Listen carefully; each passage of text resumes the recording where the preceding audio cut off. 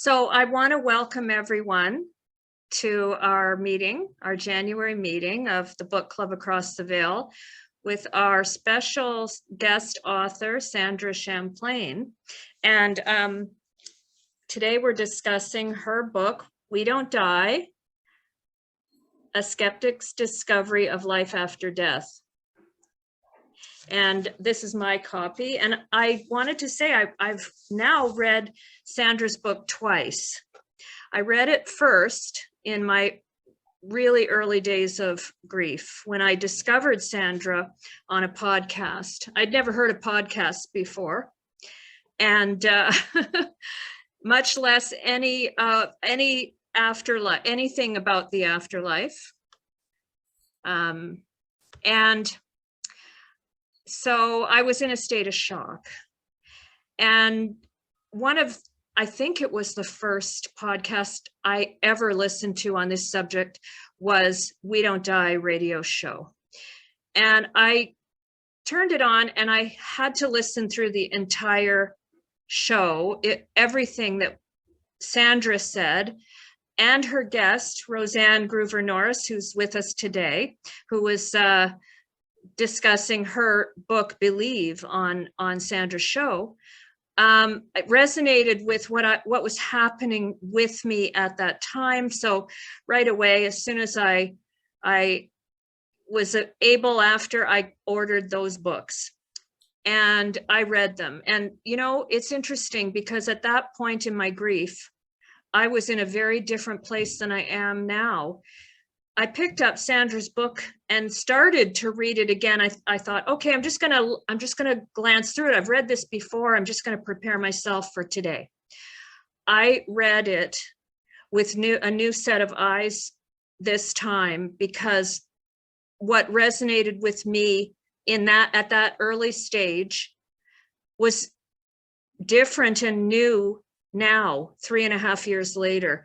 I learned, if not more, from the second reading than I did from the first. So I have to say, this is a book that anyone can pick up at any time during their grieving process, during their journey, and learn something new, and they can pick it up again and again. So it's a comprehensive book. Sandra shares her wealth of knowledge, personal experience, learning with the reader, and I can't thank Sandra enough for writing this book and for everything you do, Sandra, for me and for countless other people. So I'm just going to do a little bio of Sandra. I'm sure everyone knows Sandra, but I just wanted, just in case anyone is new here and doesn't know all about Sandra Champlain. Sandra was plagued by a lifelong fear of death and dying. She began a passionate search for answers to some of life's most perplexing questions. She attended a workshop with international best-selling author and angelic communicator Doreen Virtue, PhD, and discovered that she had a gift to communicate with beings who had passed on. After this breakthrough, Sandra realized deeply in her heart that she no longer needed to fear death.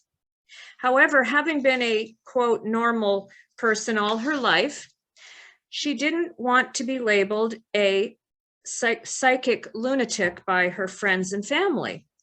So she told no one about her new skills and insights, and instead decided to search for proof of life after death before going public.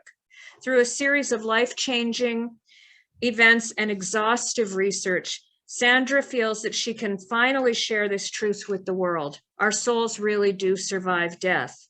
And since that time, Sandra has courageously shared her journey with others.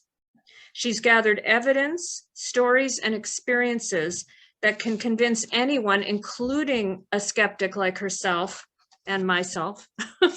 I was when I started this journey. Her goal is to help people know within themselves that their own souls are eternal and that their deceased loved ones are in heaven and loving them.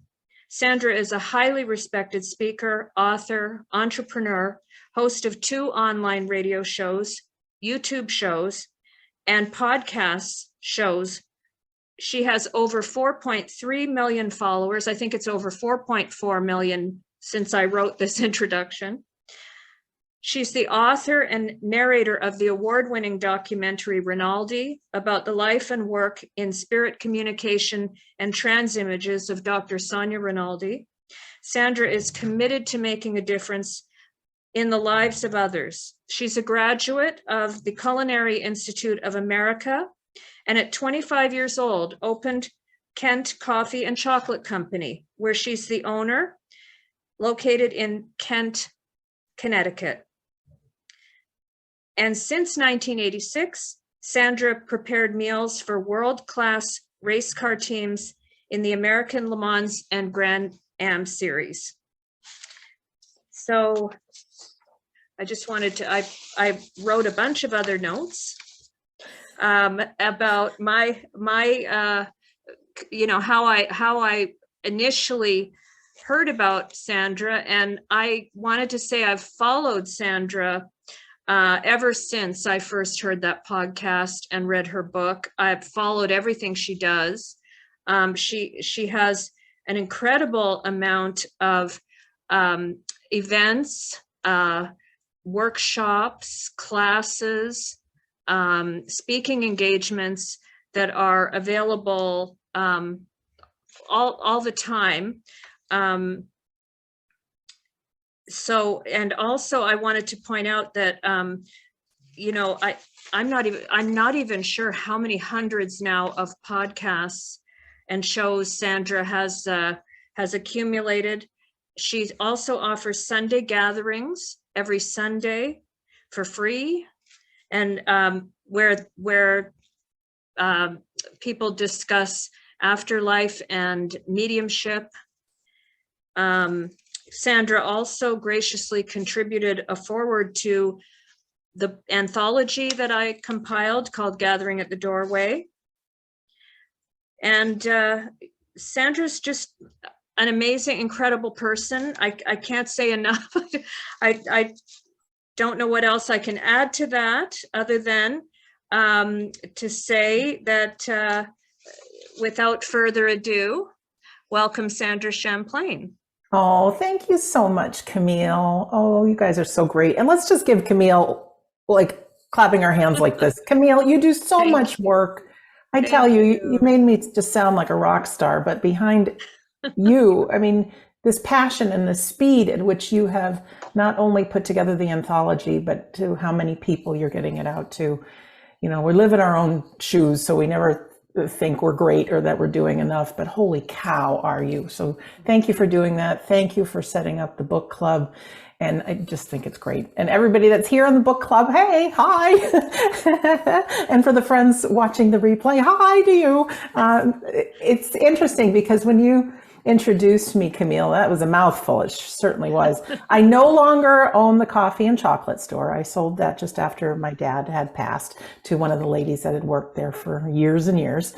And then cooking for the race teams, I loved it. My mom and I did it close to 35 years. That was our bread and butter. That was our income. Working on the book, everything else was just a hobby, a passion, but didn't provide any financial means. I think when we sell a book, we get $1 or $2, so it's not a lot. However, COVID hit and life got turned upside down and we lost our business. So very quickly, I thought, how do I pay the mortgage?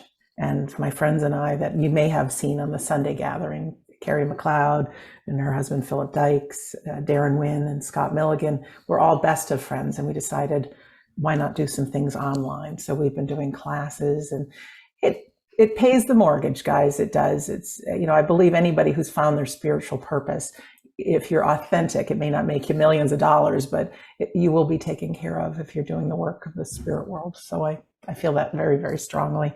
Camille, when you mentioned you read the book a couple of times, I just am thinking back of a story. I have a friend in South Africa, and her mother had passed, and she really wanted to give her father a copy of the book, but she just thought, my gosh, he is a real diehard in the Jewish faith. And she's like, I don't want to offend him, but I want to give it to him. So I said, well, it doesn't hurt to give it to him. He can throw it away or he can look at it, whatever. Well, a few years later, this guy had passed, her father. And she said her brother came to America from South Africa with a copy of the book. I got my copy here too. And in it, it was dog-eared on just 100 pages. And she said from her brother that he would get together with his group of men every Sunday and they'd talk. And they'd talk about something that was in the book. And if someone was having a bad day, he'd open it to one of the inspirational verses and read. And she said that, and he said that the book actually gave him his life back after his wife passed. And I think there's stories all over the world of different things that have happened for people. But for me, I knew that I needed to get my words out there. I never thought I was a smart person. Honest to God, I didn't. There was a workshop I went to on how to write a book and how to get it published. And I remember when I checked in and I got into the elevator, I thought, this is the wrong place for me. You know, I'm not good enough. I'm not smart enough. I don't use big words. Who's ever going to believe me? I'm a chef, for God's sakes. And here I want to write a book on the afterlife. Like, who's going to believe this? But something had me push the button and check into my hotel room and go into that conference room to learn. And then I do believe when you are on your passion, miracles occur and the right people get put in places in front of you. So we just have to keep stepping for it. But a little bit about me is I've worked a long time as a chef. I have, and a business owner. And back in the mid-90s, a huge fear of dying just took over me. Incredible fear of dying. Couldn't put it aside. And very secretly, I started research. Is there any evidence of the afterlife? I grew up in a family that you had to see it to believe it. So any talk of mediums or psychics, that was nonsense, from my parents. No, that's fine. And on my search, I grew up Roman Catholic, went to church every Sunday with my family. Every year of my schooling, I went to Catholic school. And so I started with faith. And there's wonderful stories of afterlife in all faiths, but it didn't calm my fears. And in time, yes, I took a course with Doreen Virtue and some other people. I have taken courses on everything from remote viewing, which is an ESP technique, hypnosis, dowsing, EVPs, electronic voice phenomena. I really wanted to get evidence of the afterlife. I got it for myself, and people would come into my life, or I'd meet them on an airplane and they'd be coming from a funeral or have some kind of loss in their life. And I was too chicken to open my mouth and tell them my experiences. Thankfully, I kept a journal of my experiences, and somewhere in the back of my mind, I thought, I'm going to write a book, but again, that little voice that says you're not good enough, you're not smart enough, who's going to listen to you, really piped in. But I figured if I had it someday, I'd call it We Don't Die, right? So I had that idea. And I put all that thinking on hold because I got back to business. We worked a business that we had stuff to do 365 days a year. Catering for race car teams is a tough job, and being on the road so much. But then it was January of 2010. I was actually in Florida at the Daytona Speedway for a race and got a call from one of my siblings that Dad has just gotten last rites, that he's very sick and that he's in the hospital. Well, Daytona is the same town my dad lived in. So I went over to the hospital, and he had a tumor that broke apart his spine really bad. And they didn't know exactly what was happening. He was very, very ill. Thankfully, Dad went on to live 5 more months. He did. And in that time, eventually the cancer got the best of him and he passed on May 11th, 2010.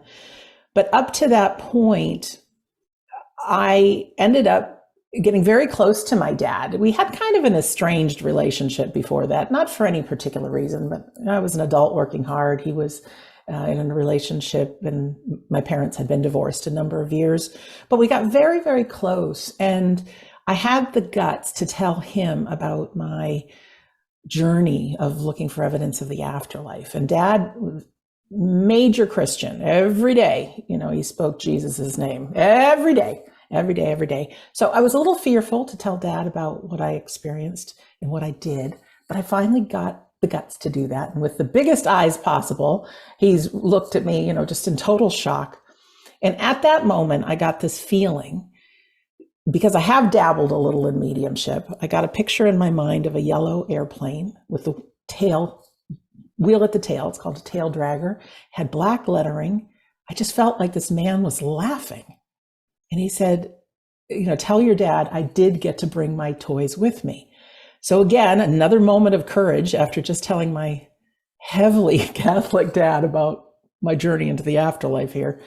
I tell him about the airplane and about the friend and the laughing, and his eyes just filled up with tears. He had a very, very good friend, and he had told his friend, you're going to heal. You can fight this. He had had cancer. He says, because you cannot bring your toys with you. And this guy owned the yellow airplane with the black letters on it. And so out of my own head, this guy had wanted me to tell my dad, you do get to bring your toys with you. So Dad knew that there was something to it. And he just said, Sandra, tell me everything. Tell me everything. And my dad made me promise that I would write a book. So even though I didn't think I was good enough, smart enough, and all the rest, I made a promise, and I take promises very sacredly. Around the time of my dad's death, all kinds of weird stuff happened with my siblings, lots of fights and lots of concern over his care. And I won't go into all of that, but all that happened around the time of my dad's death. It broke apart the relationship I had with my siblings, which was really tough. So Dad ended up passing. My siblings ended up writing me off, not wanting anything to do with me, thinking that I was greedy and narcissistic and I was getting close to my dad because of his money, ridiculous stuff. But it was very real in their world. So at that point, I hit rock bottom as a human being.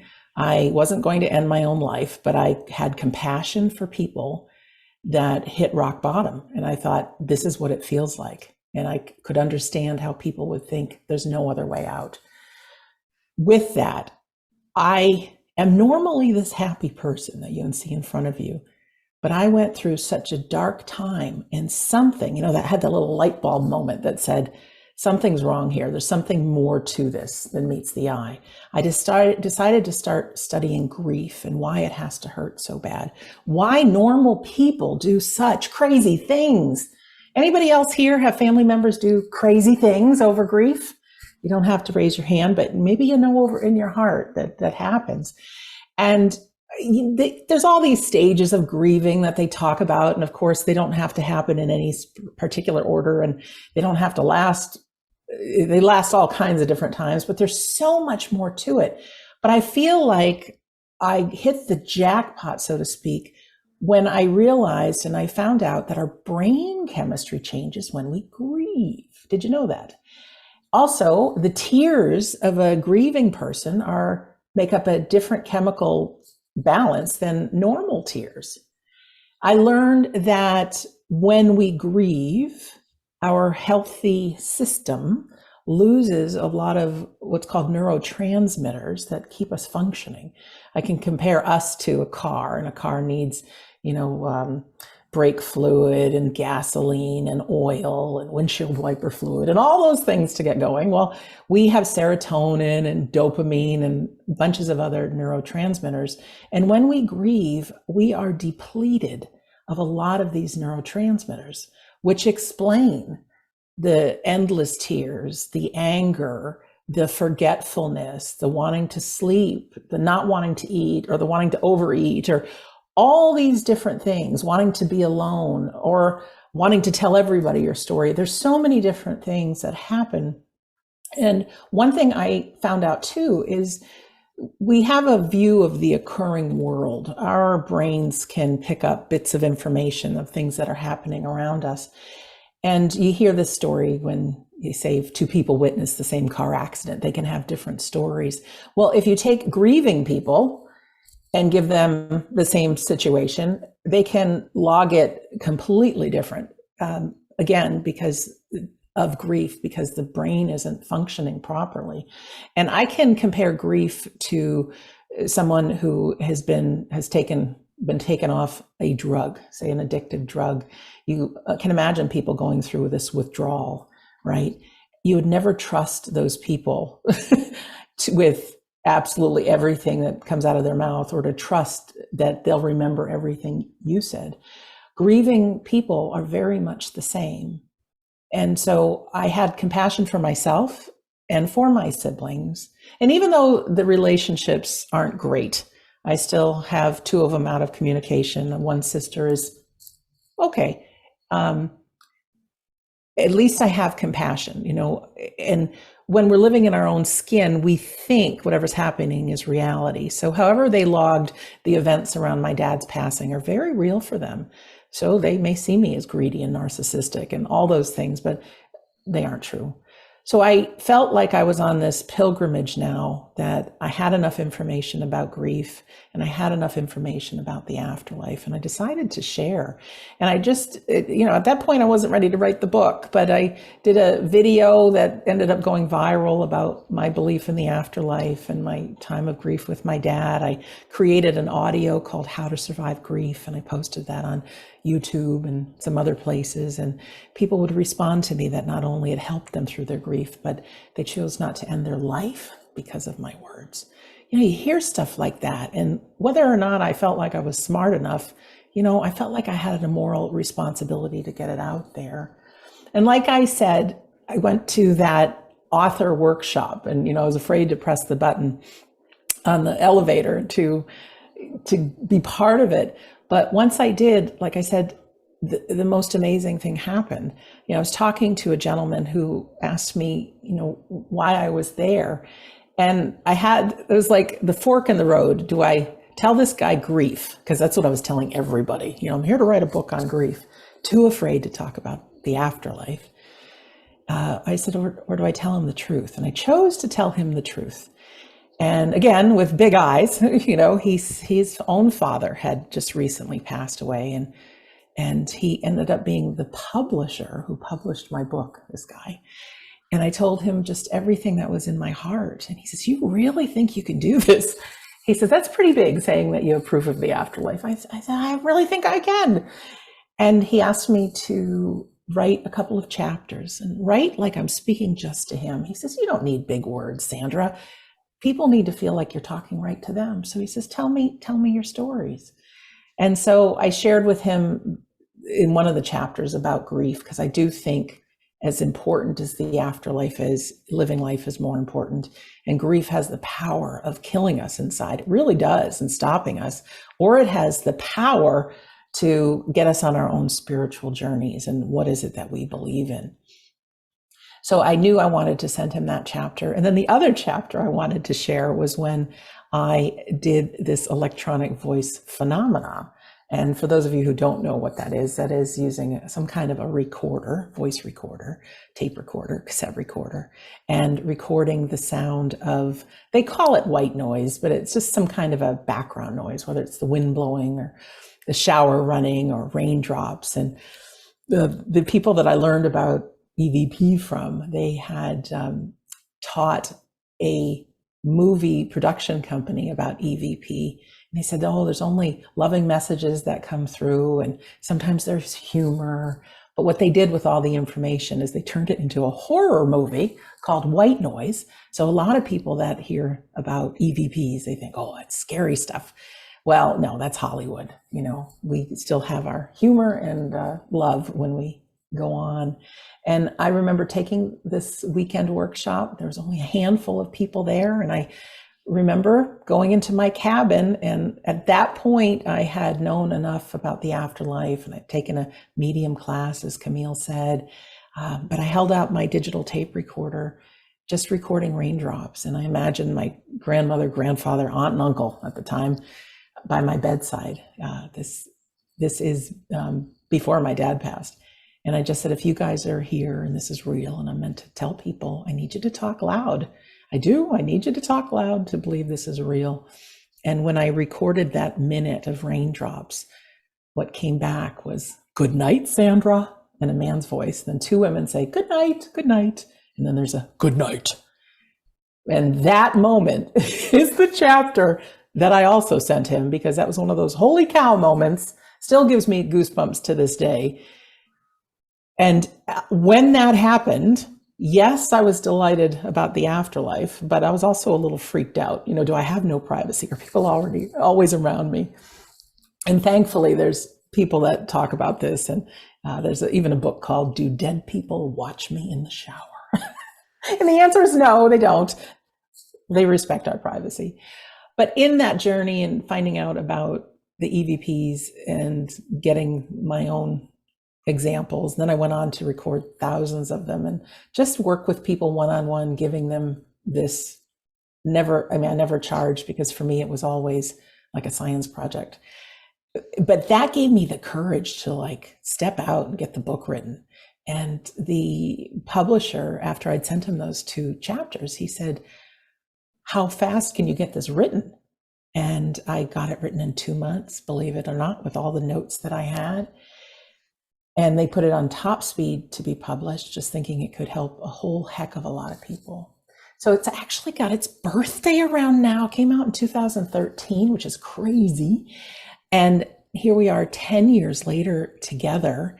And I'll talk a little bit more about what's in the book in just a minute. But after the book came out, I never stopped wanting more information. And so I started just recording these great conversations with people that I'd have on the telephone as to why they believed in the afterlife. I decided to call it We Don't Die Radio. Sounded good to me. And just started airing it on YouTube and wherever people would listen, on iTunes and things like that, not ever knowing how fast it would grow. And like Camille said, first of all, Camille, I'm astonished that there's that many people following, but I'm also very grateful, because you just never know when you can touch a life. But between We Don't Die Radio and now iHeart Radio has asked me to do a podcast. That was about 2 years ago that started. And it's called Shades of the Afterlife. And between the two, I have over 500 hours of episodes. So there's so much more I believe in since the book came out. So I always encourage people, yes, the book is good, but there's so much more. There's so much more. And so if you have that little spark, just keep listening, keep learning, keep doing something on a daily or weekly business to keep this reality of the afterlife alive for you. I wrote the book that I wanted to read had I known this information earlier. So the publisher said, create an avatar, create a person that you can speak to. And I thought of myself, fairly professional, had a loss, didn't believe in this stuff. And so it's not written to convince anybody. It's written to tell you, here's my story.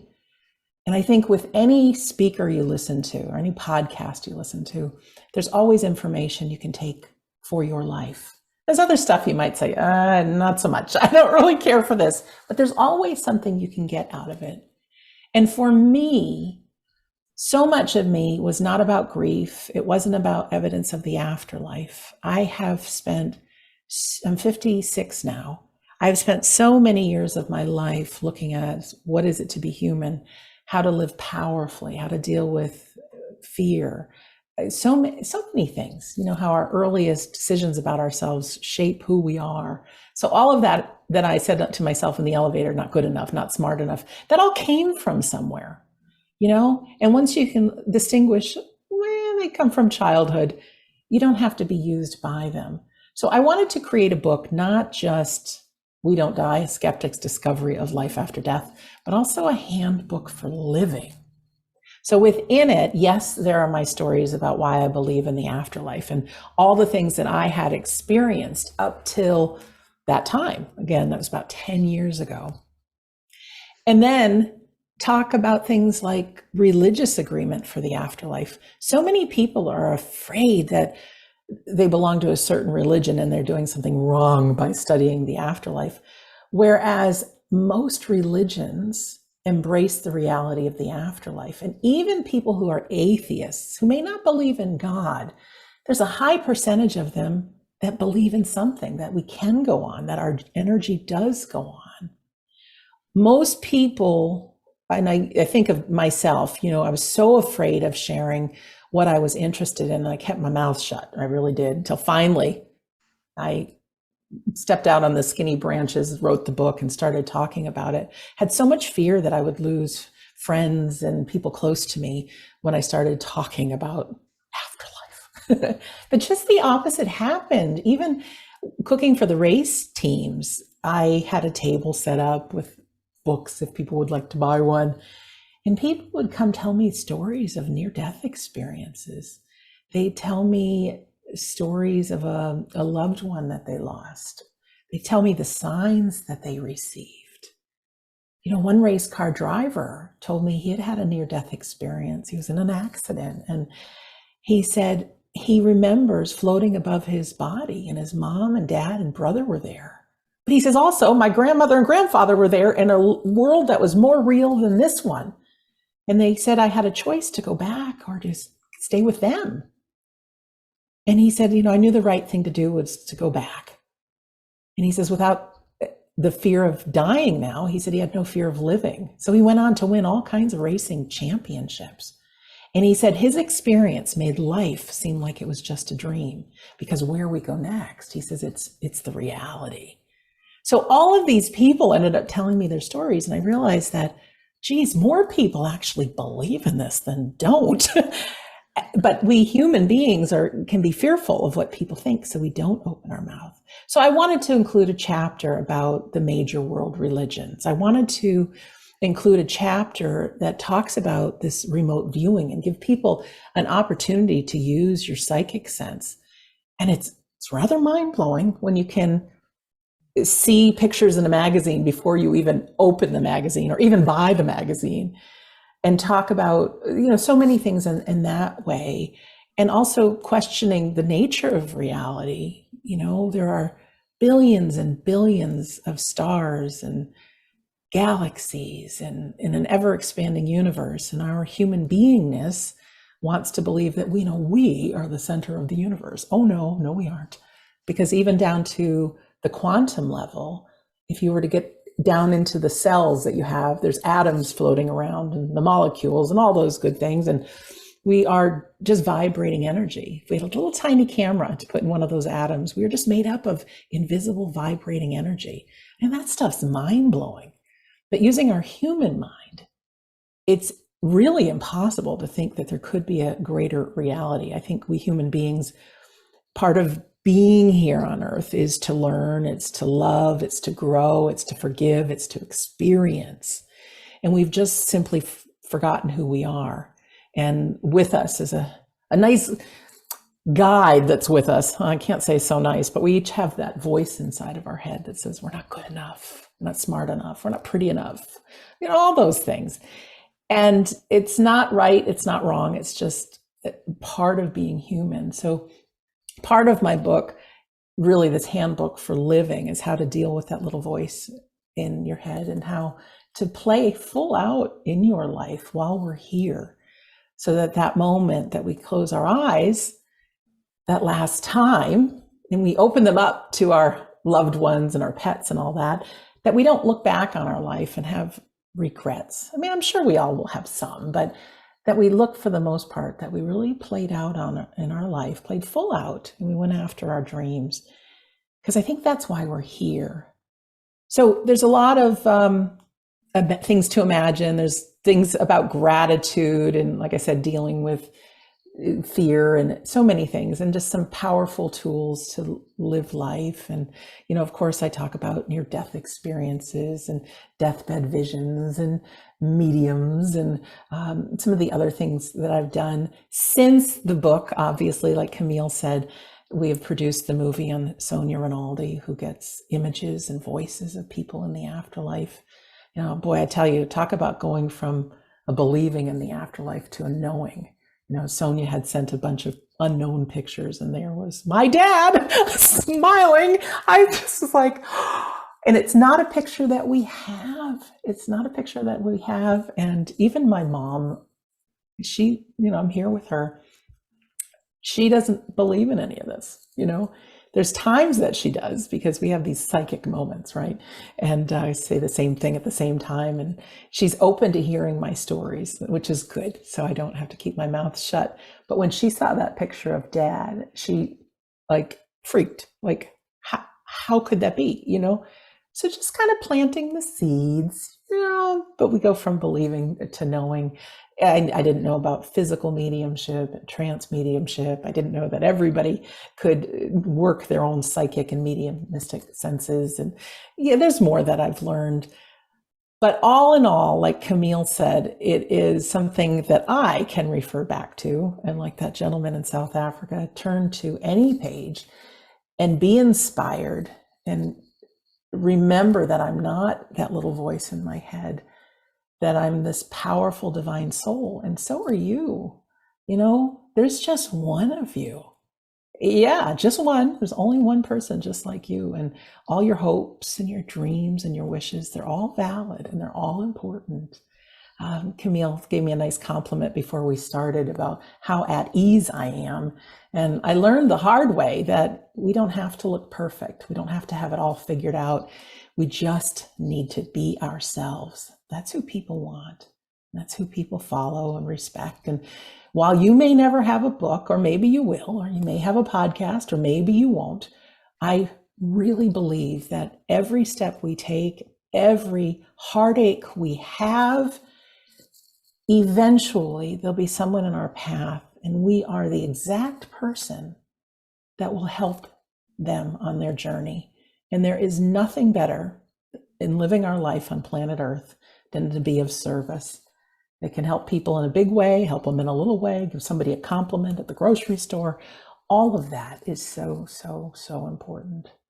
So Camille, let me turn it back to you, because I always want to be mindful of time, because I know you have a little bit of a strategy, questions and things, but here I am. Yeah. So, well, thank you so much, Sandra. That was amazing, and you're so inspiring. And again, your book has inspired me, and I discovered it. You know, I really believe I was guided to discover your podcast and your book, and every discovery that I've made since then, I believe was guided by my loved ones across the veil. I came to believe that, you know, as a result of finding you and your book. I don't know if I would have otherwise, given the state I was in after losing my son. And my mother had passed only 4 months before. And since then, so much has happened that has validated that they do continue to exist. And I can always reflect back on what you wrote. As I said in the beginning of the meeting, this book is just so comprehensive. But what really drew me in initially was the honesty of it. And I want to thank you for your honesty, because I could relate. You know, here I was, I was lost. I didn't know who I was anymore, and couldn't find myself. And you know, your book and your podcast were really the seed for my spiritual awakening. I was a skeptic myself, and I wouldn't have known where to look. So how I came across that, I now know it was guidance from my loved ones. And I believe that we're all guided together, and everyone that's joined us today was guided here to join us today and to discuss, you know, your book, to hear more from you, and to relate to what we're discussing today. I wanted to point out, Sandra does mention about guides as well in her book, and I related to that.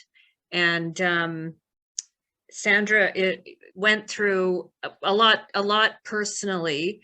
That's all, she tells about in her book, but it's quite remarkable, what you did seek out once you started to open your mind to this. And Sandra became a certified hypnotherapist, and also you mentioned the remote viewing. And I learned from reading your book that that's what was happening for me. I didn't know what it was, So you can learn so much about your own experience too in there. And so, it's a great guidebook. Sandra also, everything that she mentions references, recommendations as well, which is very helpful if you want to explore anything further that you relate to. So that's been very helpful for me too. One other thing I wanted to mention that stood out for me is in Sandra's book as well, and it's about non-local communication. And Sandra mentions that everyone has this ability, including bees, ants, and elephants, psychics and mediums, and all of us have the ability for non-local communication.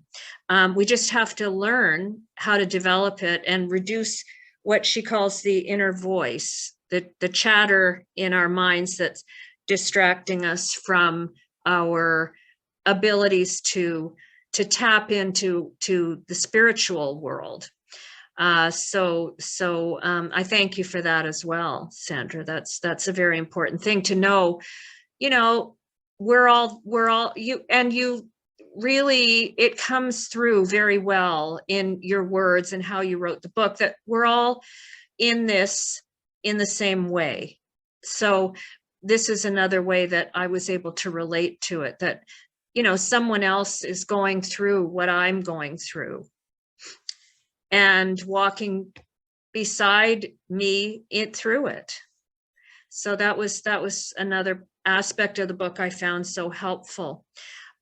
So usually in our meetings, we spend the last few minutes on some Q&A, questions and answers. Sandra, if you're willing to take any questions.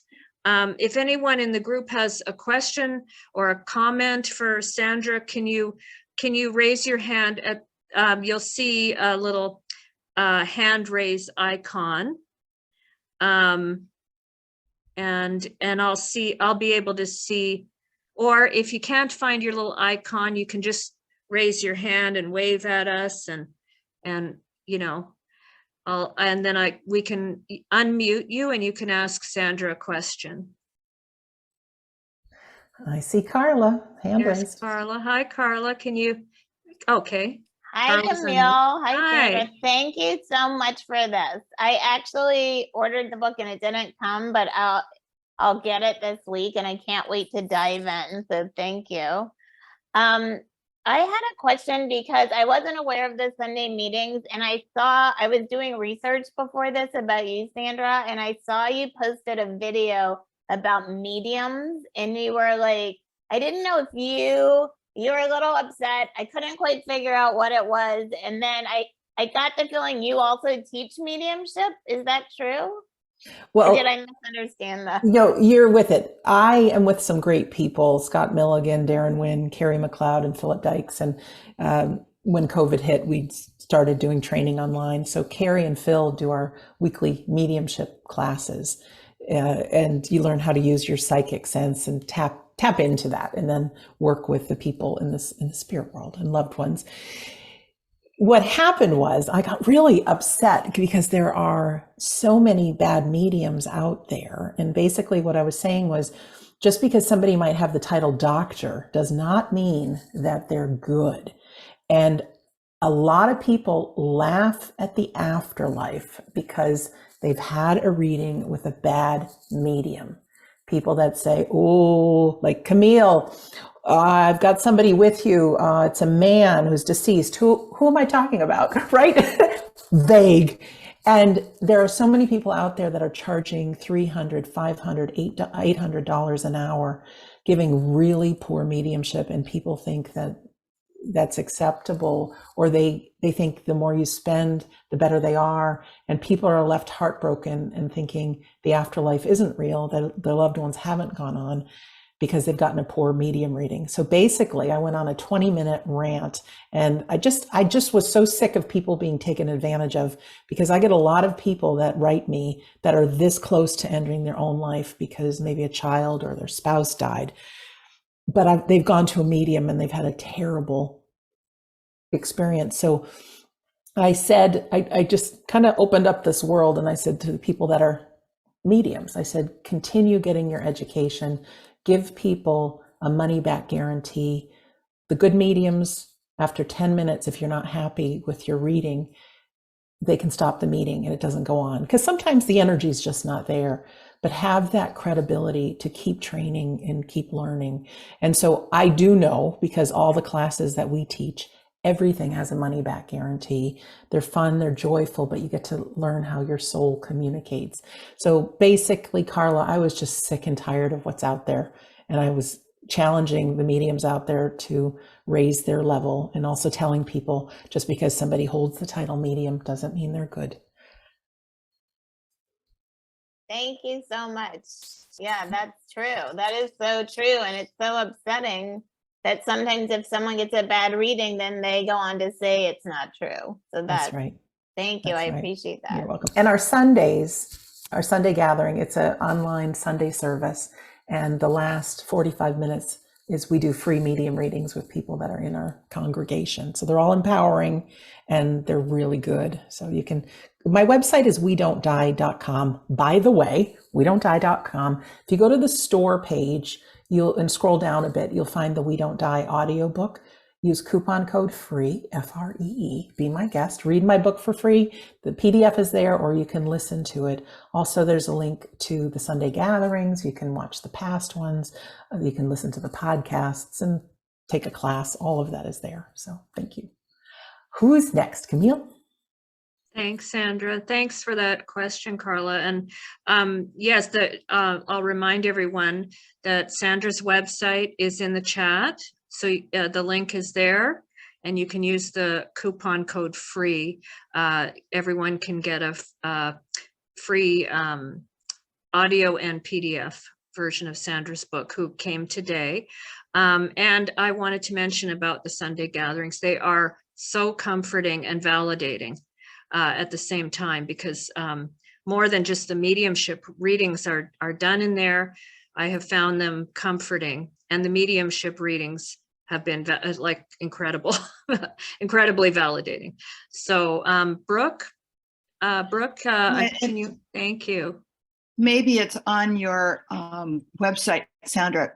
Thank you. This has been really wonderful today, and I've loved what I've read. But my question is, where would I find the movie you've made on Sonia Rinaldi? If you go to the same page, wedon'tdie.com, it's on your website then. It's on the main page, and it's also on the store page. It's right at the top of the store page. Wonderful. And people people can watch the whole movie online then. Watch the whole movie. We do ask for a $10 charge, just creating the movie. And then it's yours for life. You can download it. You can keep it. Oh, that's fabulous. Thank you. Thank you very much. Thank you. Thank you. Thanks. That was a great question, Brooke. Roseanne, you want to unmute? Yeah, thanks for today. Hi, thanks, Sandra. I want to just make a comment and a quick question. I love in your book how you had a description of at each chapter of what you were discussing. So it kind of brought in the logical, what is your soul, or this and that, and then you could read about that. And I thought that was really brilliantly done. I liked that. Of course, I love the book. And my question is, like, I know you work with Carrie and Phil. Like, do you on your website? I've never really looked for this, but recommend any other mediums? Like, do you have a list of mediums that you have researched? Right now, I do not. I have just a handful of them that are in my mind that offer the guarantee and so many other things. That's one of my goals for this coming year, is to put a list together. There's a lot of people out there who have lists of recommended mediums. Yeah. Not trying to throw anybody under the bus, but they get a percentage of the sales. Oh. So just because somebody's got a big name or a big organization, and not all the time, some are very authentic, but we really need to do research and talk to people, just like you're looking for a doctor. So not yet, I don't have that list, but it's coming. Thanks, Roseanne, for your kind words. Thanks, Roseanne. And Roseanne is also in the documentary Rinaldi that Sandra produced. And that's where I actually discovered my son's trans image in that documentary while watching it. So there's another validation for me that I had been guided through this whole process, looking back from the point at which I discovered Sandra's podcast to the point almost a year ago. It was the documentary was released last February. I watched the premiere and there was a photo of my son. I just was stunned, and I've gone on since, and Sonia has a catalog of unknowns, and some of the unknown images appear in the documentary, but she literally has hundreds of them, and so much good has come from the documentary as a result of this. I personally know other people as well that have discovered their loved ones since. So thank you for that as well, Sandra. Rhonda, you have a question. Do you want to unmute? Yes, yeah. And thank you so much, Sandra, for being here today. I've been following you for several years. I just was wondering if you and Scott and the team have any plans in the future, now that we're kind of getting past COVID, of doing in-person events across the country. We don't have anything in the works. Right now, I'm in a little state of unknown. I'm with my mom these days, and there's no place I'd rather be. And so she's in decent health, but right now I need to stay close, put it to you that way. Mm-hmm. So while there most definitely will be, because there were some great events that we did before COVID hit in Florida and in Boston. So they are in the works. But right now, I know Carrie and Phil are traveling to some different locations. Scott's got some upcoming things. The team will all meet back up again. We will do some more. But like I said, my siblings are out of touch.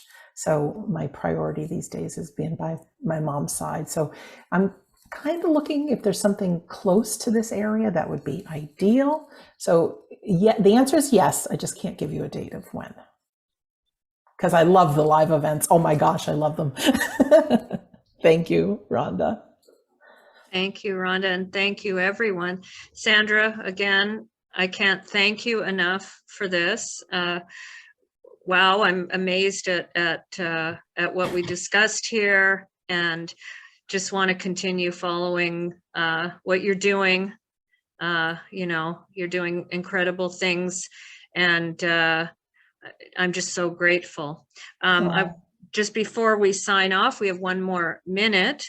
I wanted to mention that there are a number of people at today's meeting mentioned that they have either also read your book twice or plan to as a result of our discussion today. So thanks, everyone.